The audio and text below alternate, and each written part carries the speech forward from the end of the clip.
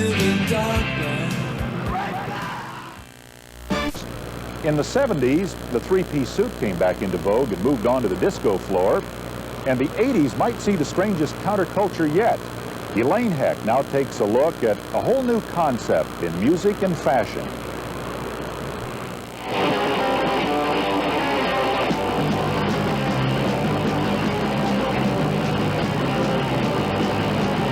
I went from being a beatnik to being a hippie to being a whiz kid to this.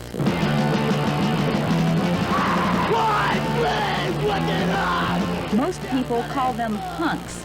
Some don't mind that title, but many claim it's a grossly overused term applied to anyone who's into new music and new fashion. What's now being labeled new wave. We're talking peace, love, and anarchy, you know? And 90% of the people that will go anarchy, yeah, and spray paint it on your walls don't know the first thing of what they're talking about. The punk scene actually grew out of England, where angry, politically minded bands sang of social upheaval, anarchy, and economic strife. Theirs was a minimal and rebellious sound dubbed punk rock. In the trip across the Atlantic, most of the politics got lost, but the raw-sounding music and bizarre dress code arrived intact. Take it out, it's painful, yeah. I think it's beautiful. It's the only, I hate having drab hair. Oh, I don't even, go with the fashion trip. I just wear whatever I feel like, man. So I saw a tube of girl cream and I decided it looked good.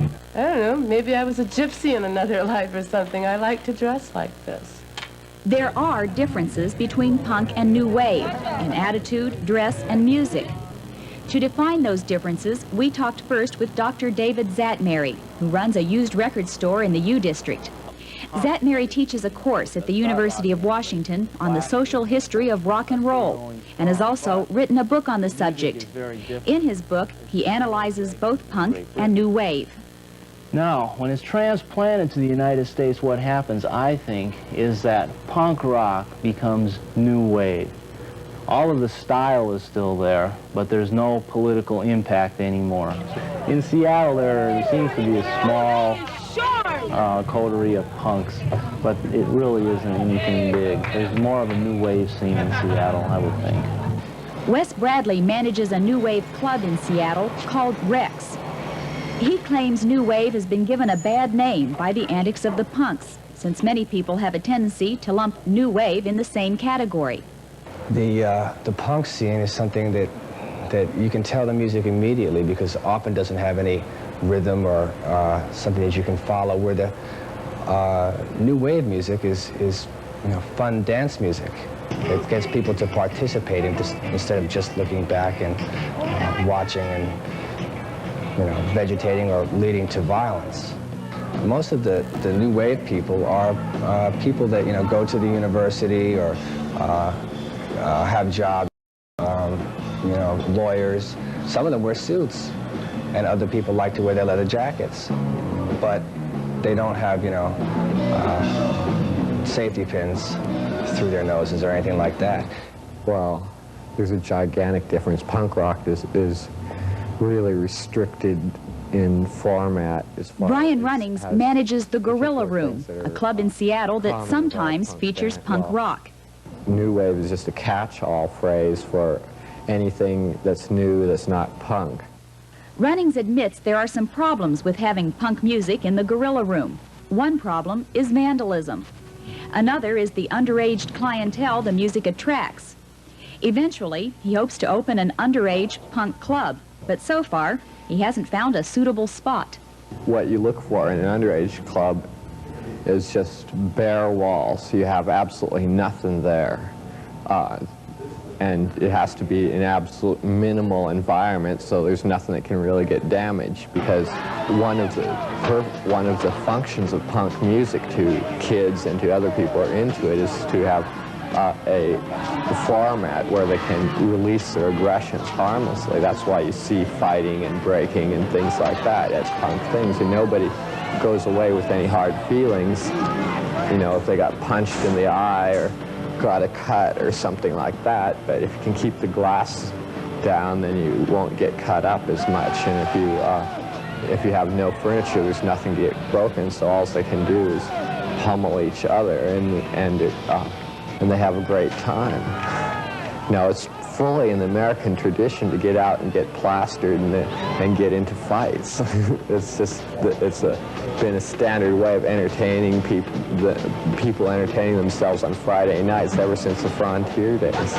When you were a kid, didn't you wrestle? That's all we do is wrestle. It's actually called slam dancing, and it's not the only new step created by this music. There are a few that look like an attempt to self-inflict whiplash. But it's all part of releasing energy and aggression, both for the dancers and for the musicians. These band members call themselves the Refusers. It's heavy, man. We're the best. We're the best. We're the loudest, we're the fastest, we're the angriest, and we got something to say and we carry a good melody. Shock value is particularly important to the punk scene, so many of the bands choose names that are pointedly tasteless. Bands like the Dead Kennedys and the Sex Pistols. Their songs are equally indelicate. Kill the Rich, I Want to Be Sedated. Let's Lynch the Landlord. But some confess that they really aren't as angry, violent, and unhappy as all that. It's just an alternative to being like everyone else. We represent the other quarter of the population. I don't walk up and tell people, you shouldn't be wearing a three-piece suit, man, because it doesn't look good. It looks horrible. It looks confining.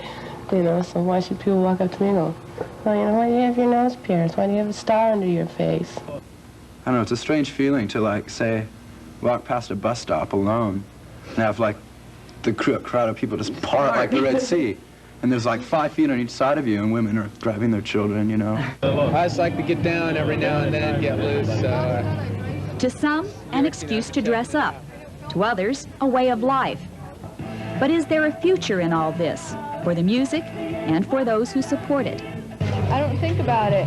I take each day as it comes. So many people have to plan their life ahead of time, and that's wrong. They shouldn't have to plan their life ahead of time. They should just do what comes upon themselves. When people ask me what I'm going to be like when I'm 50, I tell them I'm going to be just like this. And another thing is the punk movement, like a lot of the movements talk about tying all this stuff together, happens with youth. And because it happens with youth, these kids grow up. And by the time they hit 30 years old, they don't want to be angry anymore for any number of reasons. And you can't be angry all of your life. You can't rebel against something all of your life, otherwise it's going to be self-destructive. It happens with somebody like Sid Vicious, who killed himself, and a number of these guys who killed themselves. And it's a real choice whether you want to be angry and kill yourself or whether you want to be happy.